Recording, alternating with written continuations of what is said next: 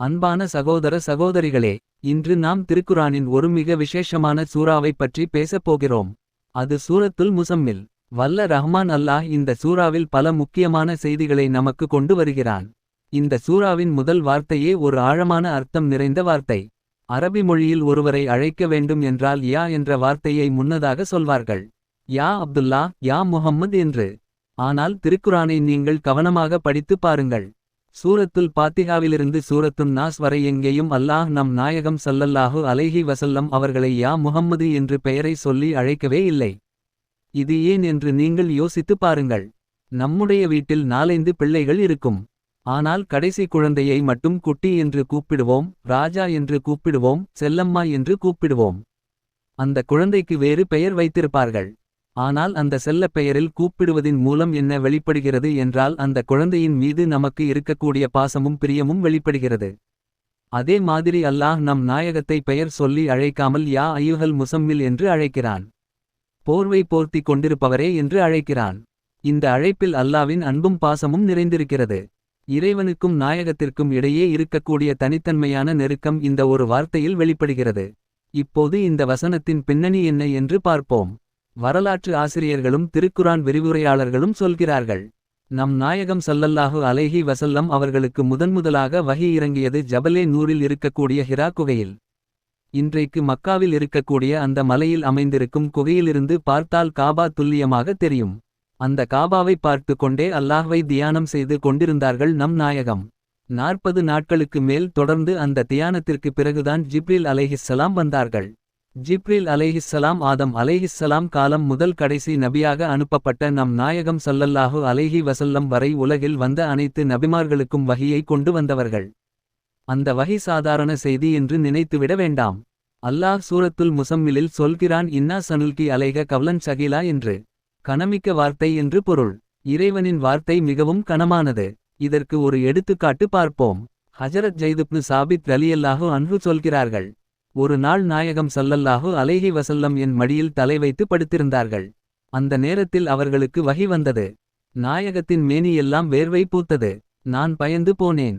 என் காலில் இருக்கக்கூடிய எலும்பு சுக்குநூறாக உடைந்து விடுமோ என்று அச்சப்பட்டேன். அந்த அளவுக்கு கனம். சிறிது நேரத்திற்கு பிறகு நாயகம் எழுந்திருந்து வேர்வையை துடைத்துவிட்டு சில வசனங்கள் இறங்கின என்று சொன்னார்கள். இறைவனின் வார்த்தை எவ்வளவு கனமானது என்பது இதன் மூலம் புரிகிறதல்லவா. ஜிப்ரீல் அலைஹிஸ்ஸலாமை நாயகம் ஸல்லல்லாஹு அலைஹி வஸல்லம் அவர்களுடைய இயற்கை தோற்றத்தில் பார்த்தார்கள். வானத்திற்கும் பூமிக்கும் இடையே நிரம்பி நிற்கும் அந்த தோற்றம். அதை பார்த்த பிறகு ஒரு விதமான பதட்டம், ஒரு விதமான கலக்கம் ஏற்பட்டது. அப்படியே ஹஜரத் கதீஜா ரலியல்லாஹு அன்ஹா அவர்களிடம் வந்து சொன்னார்கள். ஜம்மிலூனி ஜம்மிலூனி, என்னை போர்த்துங்கள், என்னை போர்த்துங்கள் என்று. குளிர் வருவது போல் இருக்கிறது, காய்ச்சல் அடிப்பது போல் இருக்கிறது என்று சொன்னார்கள். அப்போது ஹஜரத் கதீஜா அம்மா என்ன செய்தார்கள் என்று பாருங்கள்.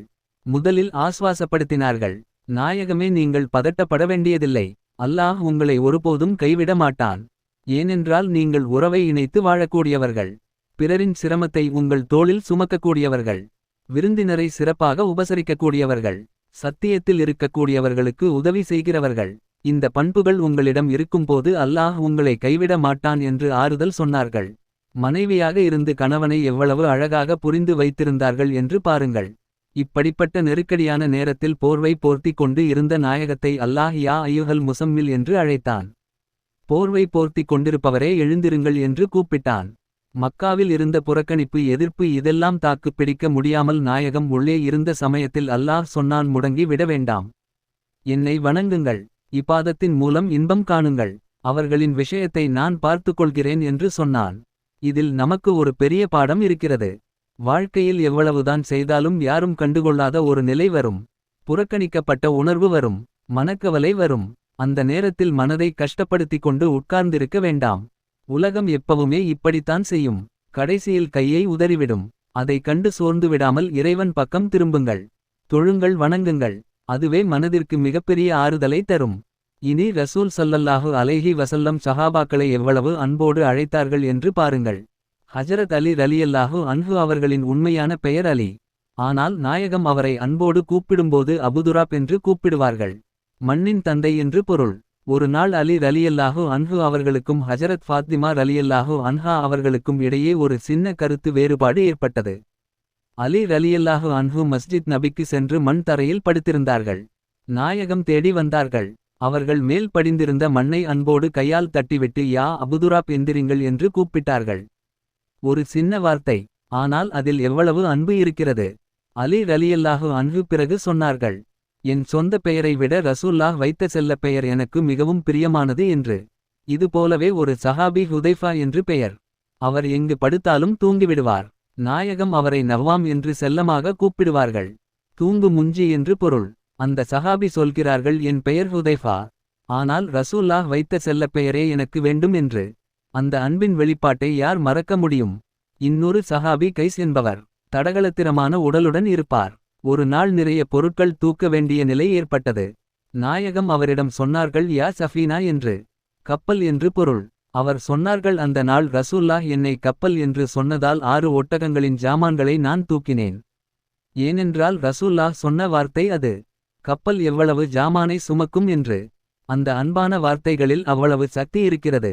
அன்பான சகோதர சகோதரிகளே, இப்படிப்பட்ட மகத்தான சூரா சூரத்துல் முஸம்மில். இதை தொடர்ந்து ஓதி வருகிறவர்களுக்கு 3 விசேஷமான நன்மைகளை நாயகம் ஸல்லல்லாஹு அலைஹி வஸல்லம் சொல்லியிருக்கிறார்கள். முதலாவது, இந்த சூறாவை தொடர்ந்து ஓதி வருகிறவர்களின் வாழ்க்கை சிறப்பாக அமையும். மவுத்தும் சிறப்பாக அமையும்.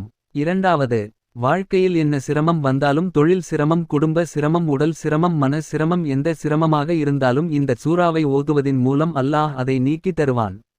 உலகத்தின் சிரமத்தையும் மறுமையின் சிரமத்தையும் அல்லாஹ் போக்கி தருவான் என்று சொல்கிறார்கள். மூன்றாவது, நினைத்த நல்ல காரியம் கைகூட வேண்டும். இன்னும் குறிப்பாக இந்த உலகத்திலேயே நம் நாயகம் ஸல்லல்லாஹு அலைஹி வஸல்லம் அவர்களை கனவில் கண்டு கழிக்க வேண்டும் என்று யாருக்கு பிரியம் இல்லை, யாருக்குதான் இல்லை. அந்த கனவில் நாயகத்தை தரிசிக்கக்கூடிய பாக்கியம் பெற வேண்டும் என்றால் இந்த சூரத்துல் முஸம்மிலை தினமும் ஒரு தடவையாவது ஓதுங்கள் என்று நாயகம் சொல்கிறார்கள். அல்லாஹ் நம் அனைவருக்கும் இந்த சூறாவை தொடர்ந்து ஓதும் தவ்ஃபீக் தந்தருள்வானாக.